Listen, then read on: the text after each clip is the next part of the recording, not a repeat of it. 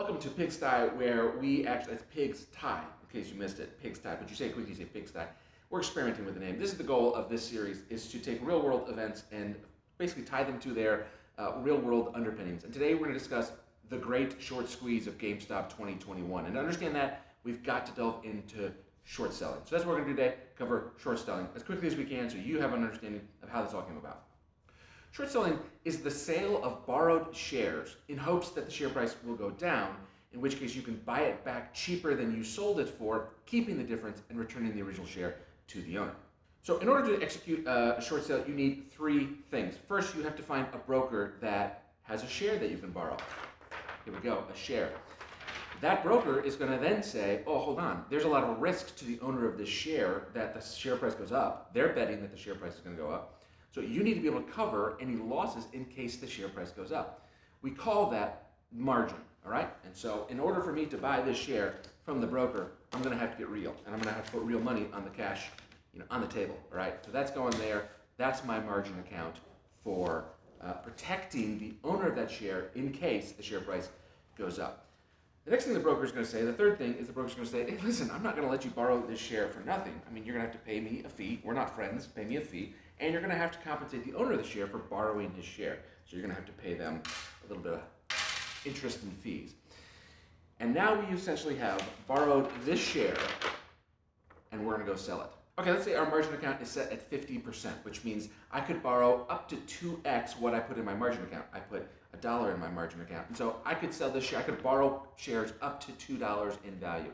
So now I'm going to sell the share to the stock market, which is here to my right or left. Thank you, stock market, and we're going to make a $2 profit, $2, right? So here we go. Now we've got the stage set to understand what's going on here. My hope in short selling that stock is that that company goes bankrupt.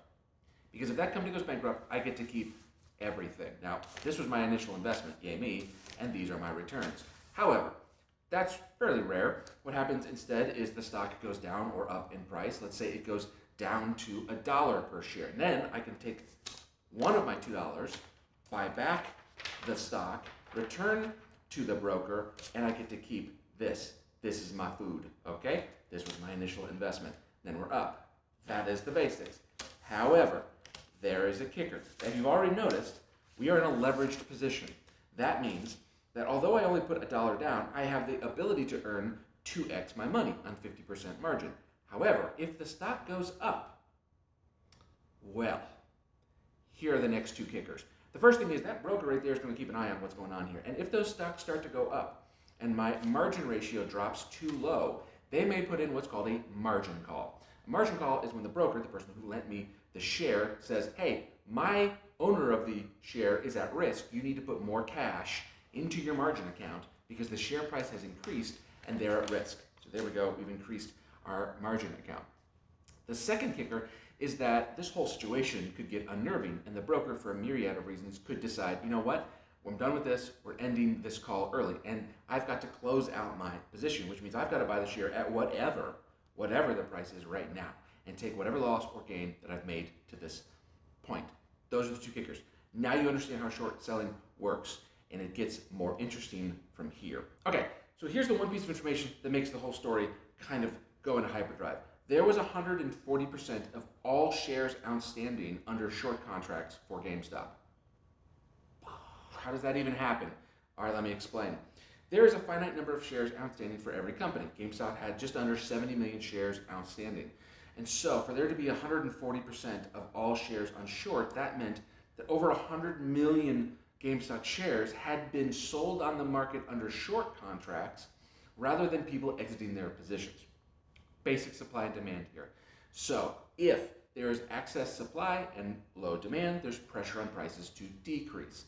If there's excess demand and low supply, there's pressure on prices to increase. And so in the constant shorting of GameStop, what was happening was there was always this pressure on the stock price to drop.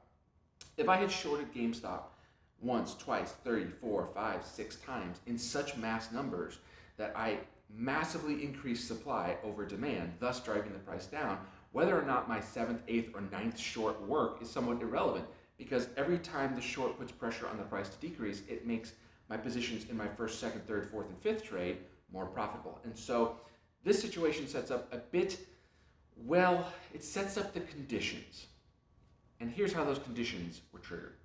So as the story goes, retail investors, these would be independent, small-time people, just investing what little they have into GameStop, began buying and holding GameStop.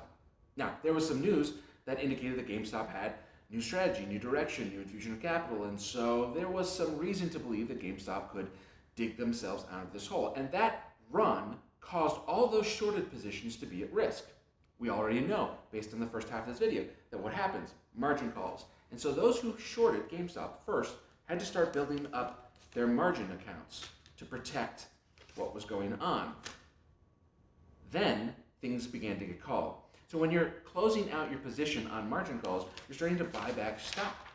Now you've taken that excess demand, which didn't exist before, and flipped it.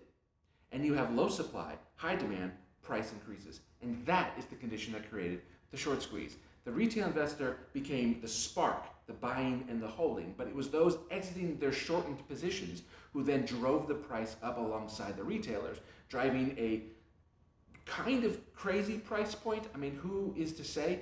Stock prices are somewhat subjective as to how you believe the company will do in the future, and so it's impossible to say, well, that's an insane price when somebody was willing to pay for it. Nevertheless, the short squeeze was the exiting of those short positions in mass by so many people who had shorted. Of course, the story is more in depth than that. There's lots of layers here, and that's not really what we're going to cover today. I wanted you to understand the foundation of short selling and how that created the impetus or the conditions by which this story takes off. But there's plenty of more information here on GameStop and Robinhood and everything else that goes along with it. That's not my area, but now you know how short selling works, and you can be the smartest person at your barbecue. All right, bye-bye.